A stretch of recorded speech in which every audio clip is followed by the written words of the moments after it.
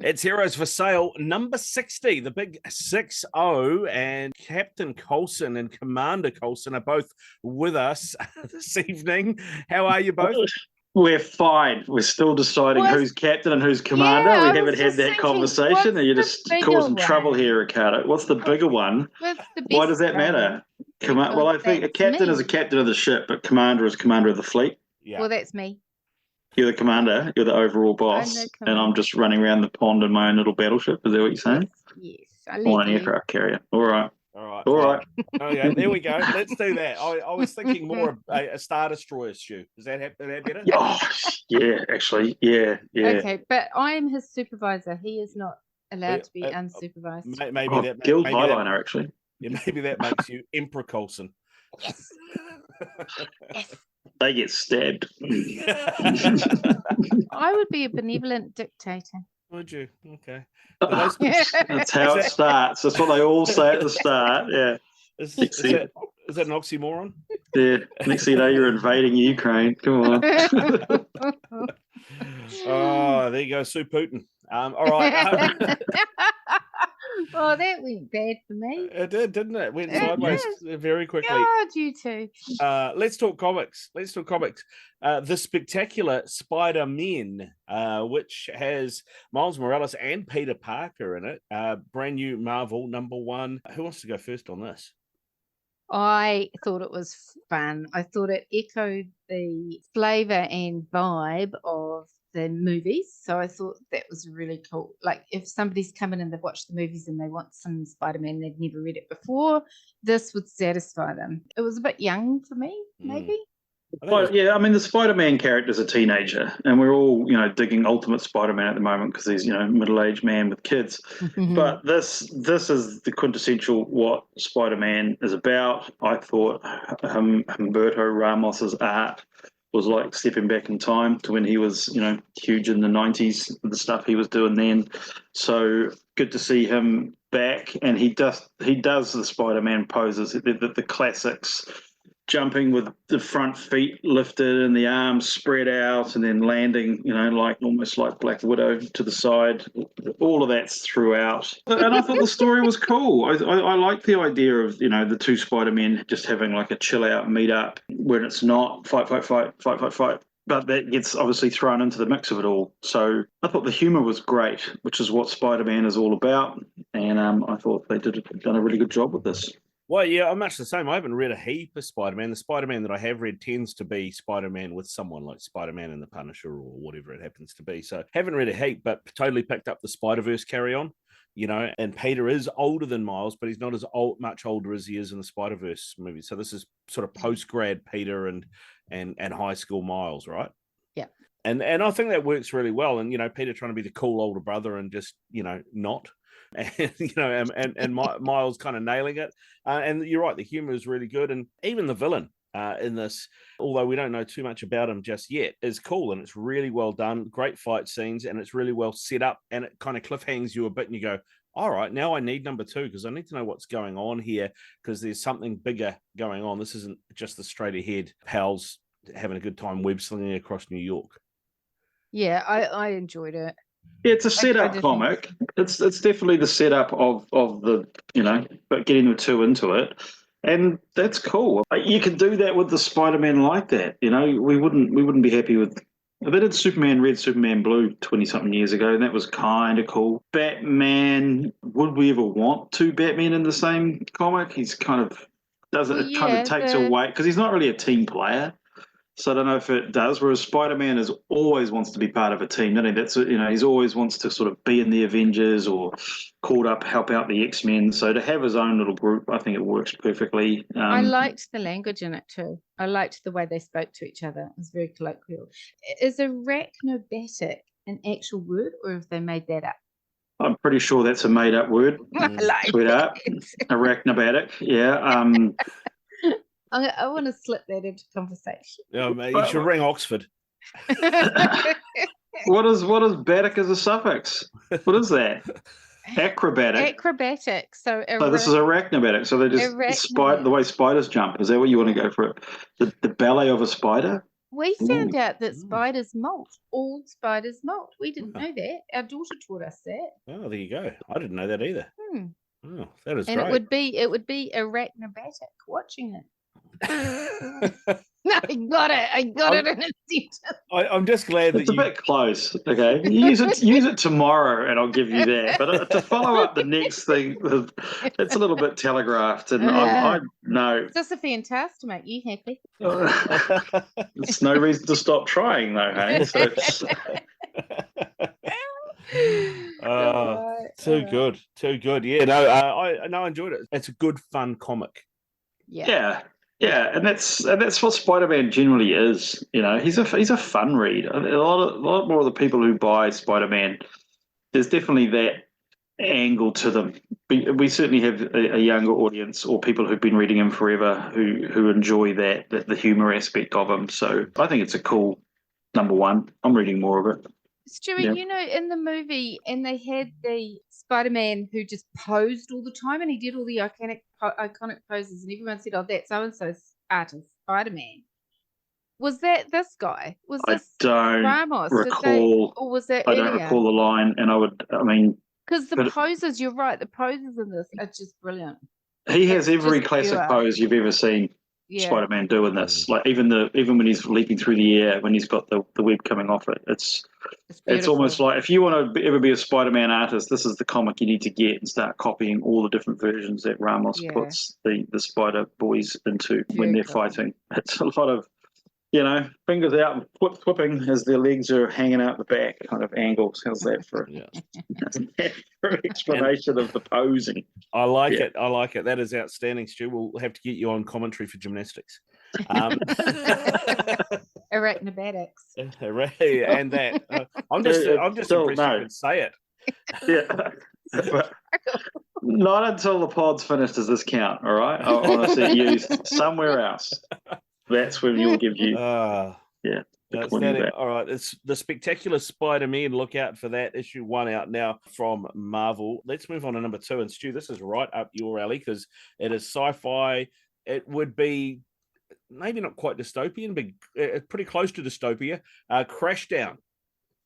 This is like, I don't know if you know, Three Body Problem just came out this week. Have you had a look at that at all? Not yet, no. And it's what you would call that the category is slightly harder sci-fi. So we'd put things like The Expanse in there, where the science has to kind of work a little bit better as to what we understand today. So this is a story of, Earth's poked. We've all done that story before. It's enough in the future that we've got cryogenics and we've got big spaceships that we can go to other planets and we can freeze people for a few hundred years until they get there. And then it's the reality of what would happen in that from a science point of view. Things would break down because, they were made by people, probably on the lowest contract, who put in the cheapest bid got to build the various parts of all of this thing. So this rocket ship arriving at this world loaded up with what is going to be colonists eventually, and they have some real hard science issues. That's how I saw what was going on in this. And when you get to issue 2, which has just come out as well, they go even further with that, where the decisions that they actually have to make as a crew, or the lead crew, when they've got thousands of people in cryo who are, they're all waking up, folks. That's the problem they've got. The cryopods, they've arrived, so they're all starting to wake, and they've got to get the people down onto this planet in a hurry because there's only enough paste to go around while they're in cryo. There's no real food. So, and the planet has its own ideas about who it's accepting. So there is absolutely nothing in this that makes me want to ever go into a cryo state. That's what you got from this, honey? Yeah, this was a horror comic, not a sci-fi as far as I was concerned. Aliens, is Alien the horror, or is Aliens horror or sci-fi? Horror. That's horror. Horrifying. Especially when your husband makes you watch it for the first time and you're already pregnant. And then you wake up and you feel like there's an alien in your tummy, Stuart. I want to get out. Yeah. That's not good. Okay. Ben Templesmith tends to do horror, and he does it really well, and he is the artist on this. And the facial expressions and just that kind of really moody art with the really, I want to say dull palette, but you know what I mean. It's subdued. It's muted. Colors, which makes the horror of what's happening even worse. Like the one guy in Cryo, who during Cryo, he's woken up and he's not the 20-year-old that went in there, and he's just aged, and he looks 100 million years old, and he's just, that is pure Templesmith art. You know what I'd say about the art in this comic? Because originally I was going to say I don't really like the art in this comic. And when I first started reading it, I was a bit like, no, the art's a bit half-assed. But it's not that. I mean, the art actually has a claustrophobic feel to it. It makes you kind of feel trapped. That's a really good way of explaining it. You've nailed it. And that's what Templesmith does. He uses the space.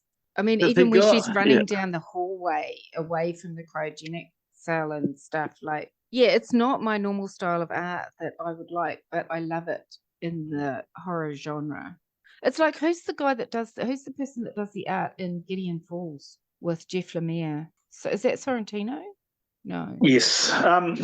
Templesmith got his big, I don't know if it was his big break, but where he became exposed to most people was 30 Days a Night. Right. Which ended up being filmed in New Zealand as well. So we sold a truckload of that graphic novel to everyone on the film set. It was great. But that's his style. So that's vampires at the North Pole for 30 days at a time. It's a unique style, but I thought it worked perfectly for this story. Beautiful. Yeah. I think, Stu, I don't want to be down on it but it was just my initial.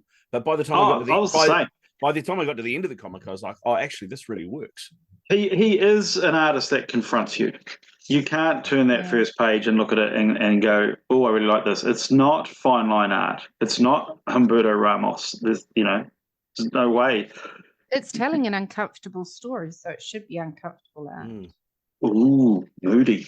I like that. Yeah, I like it. Yeah.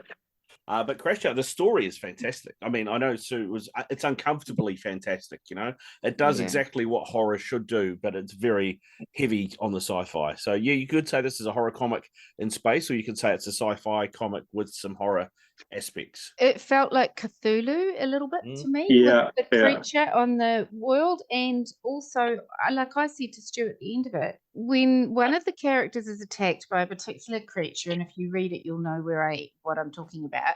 I felt like there was some stuff left behind on that character, and I want to read the next one because I think there's going to be some sort of biological. I think she's going to be protected and maybe be the savior of the human race because she came into contact with. Yeah, as I said, I've read issue 2. Oh, have you? Yeah, and it's the problems on the ship accelerate. Is what goes down in that part of the story. So I'm going to do a bit of a spoiler here. Issue 2 ends with Taylor, the guy who gets old. They're having the discussion around him in the sort of hospital bed, and the captain just basically pulls a gun out and shoots him in the head and says, "We don't have time for this. We are in trouble, people. We have got to get down to this planet in a hurry with the amount of people." With all the people that we can, and if we don't, we're all going to die. So let's stop brooding over. So there's a woman like, he just blew my husband's head off, but don't worry about it. That's kind of where it goes. And I guess that has that kind of alien feel where things just start to slowly get worse and worse until the aliens are picking you all off one by one. Well, in this case, it's almost like malfunctions and the problems on the ship. They don't need to. We're perfectly capable of destroying ourselves without your help. Thank you. New planet. We've got this under control. If we need your help, we'll come down there and crash some ships, and you can feast on our remains. How's that? Yeah, perfect. I was going to say that the one place they won't get food is they can't go fishing.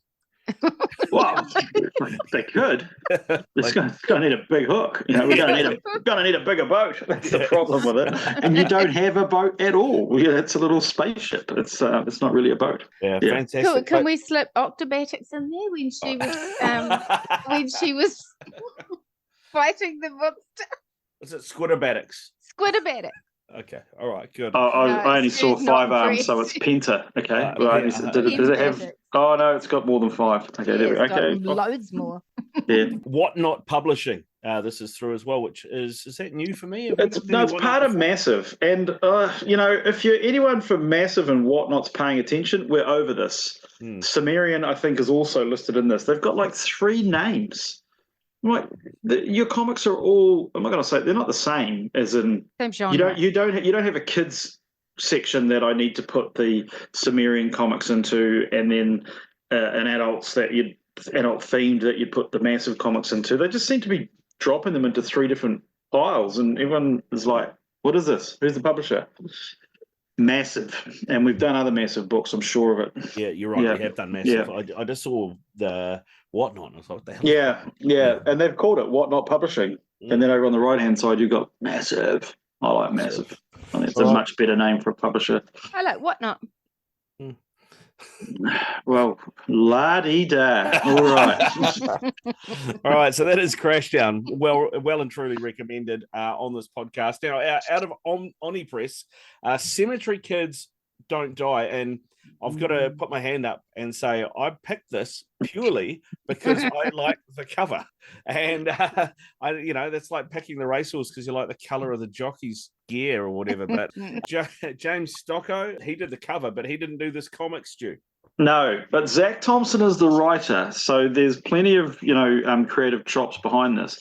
But before we delve inside, check that cover out, man. I know. That's just something special, isn't it? So everyone out there's going, "This is crap podcasting, kids. What's going on?" There's a whole bunch of kind of large frog-legged thing. Wow, are they even frogged? No, what are they? It's one human leg on a fish head. It's fish heads with 2 human legs. Oh, there's 2 on that one. Depending on, if they haven't had the other leg cut off, honey, they've got 2. Oh, yeah, that's right, yeah. With spears and kind of demonic kind of teeth. And then down on the bottom right, look, you got a fish hook in that one. I didn't notice that before. That's pretty cool. They're sort of attacking the 4 characters who, one of them's a fungus head, one of them's a demon head, one of them's like a big axe-wielding dude, and the other one's like a witch, swamp witch with a crossbow. Yeah, it's like a D&D campaign, basically, isn't it? It is, yeah. It's a modern day game that they play while they're asleep. So that's the cover, and then there's the game. Then there's the story itself, which the first page is very, very different to what we're expecting. And also on that first page, if you come down to the 3rd panel, what are those creatures? So that was where I was like, what's going on in this story? Are they creatures? Are those 2 black things holding? Because they don't turn up later on, do they? They're kind of just like a horror, almost like the cipher men harvesting people from one of the old Invisibles comics. And they look like they're tethered as well. They look like they're tethered. Yeah. So there's a really weird world. It's set in the future, and 2 of the characters, unfortunately, the mother has died, and man, Zac Thompson, goes to town explaining that. Mother's skull smashed into the steering wheel, her thin hazel hair plastered over the speedometer. Or they painted on the dash screen next to her embedded teeth. Like, damn. And then we get into this story which is about 4 teenagers. One of them is bringing up their younger sister who's in a kind of the coolest wheelchair, if you're going to have one, you've seen. Yeah. And they're inside some futuristic video game that is, how would you describe that? It's almost like 2 lungs hanging off the side of your head, isn't it? Yeah. Dreamwave, and they play it while they're asleep, but it's becoming a reality. It's actually physically manifesting through them. Yeah, and it's like you said, Stu, it's weird. When but it's not weird in a man, I don't know what the fuck's going on. You kind of know what's going on, but it's still weird. He's going some strange places with it. It's like a David Lynch comic, isn't it? Yeah, that's a great way of putting it, actually. It's a great way of describing it. Are they at high school at one stage? Is that the age? They're high school. I mean, we're talking about the girl in the wheelchair thing, whatever that is, hyper floating. It's like a floating wheelchair. So that gives you an idea. Well, I couldn't pick the timeline because she's in that, yet they get on a bus that's got wheels. So I don't know. And it 15 years in the future. Feels a little social commentary, like the more they play it, the more they're stuck in the game playing it. And there was another sci-fi that we watched, Stewie, remember, and she went into the game, and it was an Amazon one, I think. And her brother had been playing it, but she was better at playing the game. Do you remember Man, that one? I don't know that title, but Oh I my do. God. So you go up to have a side bet, and I'll think about it. There's equally, I don't know the name of this film, and this was something I saw about 20 years ago, and I think no, maybe 30. It was a Romanian. I think it was Eastern European anyway, and it was about this woman who was playing a video game, and when they were set in the real world, it was set in a Romania communist era block of flats that she lived in on the fourth floor, and the elevators don't work and all that. And it was so 80% of this movie was just dreary, like just why are we watching this? And we watched it because the 20% when they were in the video game was just a visual symphony, and that's where she preferred to be. That she just wanted to be in the game because life sucked. And I do wonder if there's a little bit of that going on here with the girl in the wheelchair, if she'd rather be in there, and if that's what's causing the problems with the brother. But you need another issue to really work out what's happening with this one, right? This one sets up the weirdness. Issue 2 will hopefully set up some of the solutions for what's actually happening. Yeah, it was a big setup, and I don't feel like I really understood it. Is this a 2-comic setup? Might be. Which is really interesting. So the artist, Daniel Azari, he was Judge Dredd. Do you remember him from No, Judge he was not when I was Dredd? reading Dredd. No, he's Not not. when you were reading it. No, So he's a newer Dredd writer. It's called Cemetary Kids Don't Die, which by Zac Thompson. You're only alive if you're online is the kind of the byline for the comic. Yeah. And I do wonder if this is almost for us if you look at the combined age group of the people who've done doing this podcast, do we just not know what's going on? Like, that's a possibility. Is there 22-year-olds that walk in and go, oh yeah, and totally get this comic? And because well, Ricardo's not old. No, but we don't this is like big online gaming, right? Is what's going on here. Because there's at one point they go, oh, there's an NPC, which is no. And the character starts talking back. So it's supposed to be someone that is programmed into the game, but not. Look, an NPC, he's got a quest. So Matrix. Yeah. Yeah, a bit of that. I mean, and I'm not convinced he is an NPC, to be honest, but I think there's a darker side to this game they haven't realised yet. Definitely, especially with what happens to the older brother at the end, was his his injuries. I feel for him, man. Yeah, right now. Yeah, understand that, bro. I enjoyed it. I enjoyed it enough that I want to read the second book to really find out what's going on. It's got me asking a lot of questions.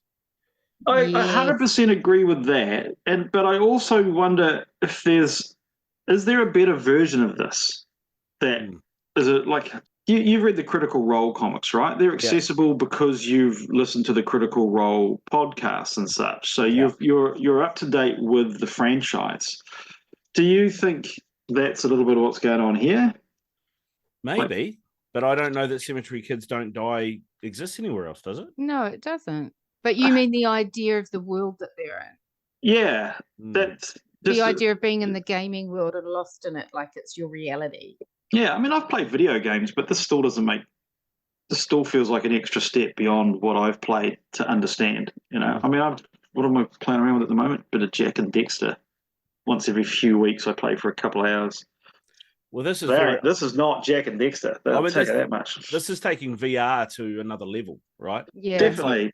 It's VR meets the Matrix kind of. And the fact that they've got to be asleep for it to happen, and the game has listened to us as parents because it limits the children to 8 hours at a time, and then they're forcibly logged off. But if it's while you're asleep and it's dream time, is that 100 hours? Yeah. If you do 8 hours in there, is it actually really a long time? Yeah. Yeah, lots of great questions. Maybe we should do on the next pod issue 2, so we can answer some of these questions. Yeah, I'm down for that. All right, there you go.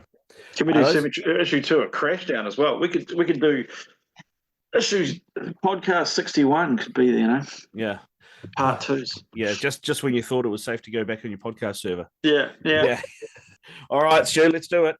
What do you mean you haven't read it, Ricardo? Yeah, and to be honest, we actually did the number 1 of this a while ago, didn't we?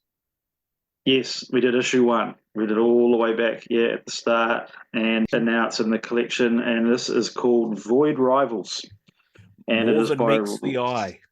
Yeah, Volume 1, More Than Meets the Eye. So Void Rivals was the start of the Energon universe, and the Energon universe is the G.I Joe and Transformers are now all allowed to play together. And this book is written by Robert Kirkman, who, if you aren't aware somehow, I don't know why you'd be listening to this podcast if you didn't know that, but he is the creator of The Walking Dead, one of the most ridiculously successful independent franchises in the history of comics, and Invincible, which is doing gangbusters on Netflix as well as an animated show. And my favorite? Firepower? No. Oblivion Song. No. Super Dinosaur. Oh, and Super Dinosaur, yeah, he does the kid stuff too as well. So there's the whole. You've got Transformers and G.I Joe in one story. How'd you do that? I reckon they went along and said Robert Kirkman's going to write it, and everyone went, "Oh, okay." That makes sense. That would possibly be it. They were just like, it's going to be, this is the guy who did Walking Dead. He's done Invincible. You are not going to have someone with, better chops getting involved in taking care of your properties. And this is like, we're going to talk about Void Rivals as the graphic novel here, but the rest of it is what else is coming from the Energon universe. Well, the Transformers comic, we've got the Duke G.I. Joe story, Cobra Commander. There's 2 new ones coming out, Scarlet and Destro, I think, all from that. And they are basically saying, Void Rivals is possibly the anomaly in that group. This is for people who read these comics when they were played with these toys when they were kids, because the level of violence in those G.I. Joe comics is significantly greater than the G.I. Joe comic itself. The tone of the Transformers and G.I. Joe and Cobra Commander is all aimed at an adult level, nostalgic, but welcoming to any newcomers. There is a level of violence in those relaunches that is kind of above what I would have expected, but Transformer movies have probably given us violence enough to expect it in the comics, and I'm loving those. Void Rivals, the setup for the universe, Energon universe, so showing us 2 worlds at war and how they're interacting and setting up a space for everyone to play in, felt young adult. It had a different tone, and I don't know whether that was deliberate or what was going on with that. Yeah, I totally agree with that, and you do wonder if there's a little bit of the corporate in there, because as you pointed out earlier, Robert Kirkman also writes Super Dinosaur, so he can write for every. I would call Firepower a similar market. The level of violence and such, and that the kung fu story that he's done. And I always call him the Tarantino of comics. He takes a genre and pulls it apart, finds all the best of it. I think he definitely did that with Invincible. And in this, maybe that was the pitch. Maybe this was to make this one more accessible, because this was going to be the main one. And then if you're going to do 5-part side stories on Cobra Commander, knock yourself out. If you want to have everyone ripped apart in a bar fight in Alaska, I guess just have bodies on the ground. I guess we should explain. Void Rivals is about these 2 worlds that are at war, and they're both half a circle is the shape of their worlds, right? And they're at war, and it's so far down the path of this war that they really don't even understand what they're fighting for. And these 2 warring people crash land on this planet, and then they have to work together to try and get off planet, because they've got to kind of salvage bits from both of their spacecrafts, at the same time realizing that maybe they've been lied to and the governing ideology is not quite what they thought, or why they should be at war with each other. And then there is this moment where one of the major players from one of the other IPs, and I won't spoil it, comes awake on the planet and then takes off. And so one of the things that I expected with Void Rivals was that there was going to be a massive presence of either G.I. Joe astronaut kind of people or Transformers. And in all of the issues of this first story arc, there was a moment And so that, to me, said this is a really slow burn setup. It's like a world build, eh? It's a giant world build. Yeah, but just that people need to go into it understanding we've been promised it's the universe they're going to play in. They don't quite play in it yet. That's how I feel. Ricardo, have you read the new Transformers? No, I haven't. I've read Duke because we did that, and I've read Void Rivals, but I haven't read the new Transformers. Right. What do you think about the tone of Void Rivals compared to Duke? Yeah, it's definitely different. Definitely different. I mean, is this is it a gateway comic to the rest of the universe? Effectively, like, we can get Mum and Dad will buy you this, and then you can sneak Duke in the back later on, maybe. That's a really good way to talk about it. Yes. Yeah. Ricardo, the new sales assistant at Heroes for Sale. You never know when I might need a job. I work in media. Yeah, actually, that's a good. I was thinking of it as the setup where everyone's going to play, but I think that's a really good. Like, yes, you could introduce those other characters' titles into the sales. Yeah, yeah. I mean, I enjoyed it. I think there's a solid premise there. Yeah, and I like there's a bit which is, I guess, maybe a little bit Star Warsy, where they get tractor beamed onto another ship that's a lot bigger, and then there's all sorts of monsters and stuff that they have to battle. Mate. It's great. Now surrender, you and all you possess is claimed by Skuxoid. And it's that kind of lizard head pig man standing there with a gun pointing at them. It's just like, that's classic 80s comics TV shows, isn't it? Yeah. It felt like he was having fun writing it. It felt like it was fun. I didn't put it down. I page turned it. Yeah, no, it was good. I did notice the Skuxoid because, in the Marvel movies where Taika Waititi's got the rock monster, was that the Thor ones, the rock character, he's like, oh, Skux says, bro. And that a lot, so I wonder if Kirkman's lifted it from there. Yeah, I mean, maybe I've managed to wipe everything from that abomination that Taika did. So I don't like my Asgardians being refugees. I'm sorry. Yeah, they're gods. Yeah, it's got the first half of it has a very Enemy Mine feel to it, and then the second half is 80s cartoon. I mean, even that other thing, that green thing with the tentacled arms that's propelled as it screams around. I thought those kind of things were cool.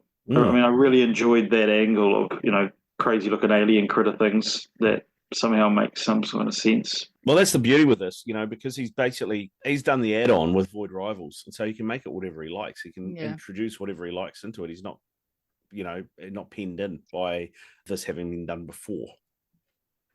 I'm really excited. I can't wait to actually get further down the track where they are actually all just, playing around together. It'll be fun, and Bumblebee better be in it. That's all I'll say. Is this the Walking Dead rap we need? Just as the vestiges of humanity are holding off against the zombie hordes, the Transformers come and save everybody.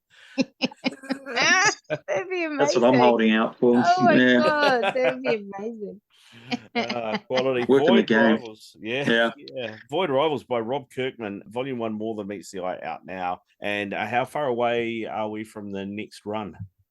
Well, the comics are running, but we're probably a few months from Volume 2 for this. At least probably 5 months. Yeah. Go great. Have you still got number ones in stock? We just got the 7th printing of number 1 in today, right. So it is going still okay. Yeah.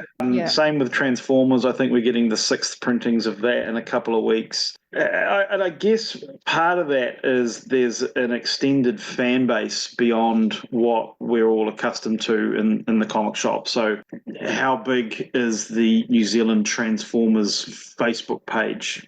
And are people commenting in there? And that's, or in the US, is that what?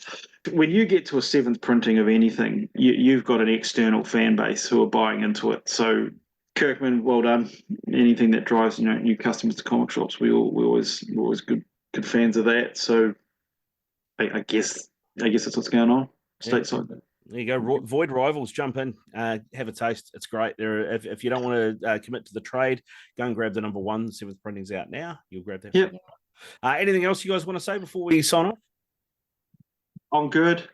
There you go. Excellent. That's in response to, if you didn't hear, I got clipped by a car, but I came off all right. If you are ever going to get, I don't think you could get hit by a car and have less injury than what I got, but I still got injured. There you go. Yeah. So I'm fed up with it, but I'm good now. Good. Excellent. Glad to hear it, Stu. Glad to hear it. Yeah. All right. Sue, you all right? Yeah. I'm good. Yeah. Well, you know, when I'm not having to nurse a male patient. Yeah, but I'm a male and I got hurt. So that's how it works. Yeah, I think everyone out there can actually imagine just how difficult it is here right now. I did say to Sue when she said, "Oh, she got hit by a car." I went, "Shit, is he all right?" And she went, "Oh, he's fine." And I was like, said to Sue, "Did he get bitten by a radioactive car when he was younger?" Yeah. It feels like it. Yeah. All right. There we go. Full circle. Spider-Man reference. Good stuff. This is Heroes for Sale 60. See you next week. Thanks, mate. Thanks, Ricardo.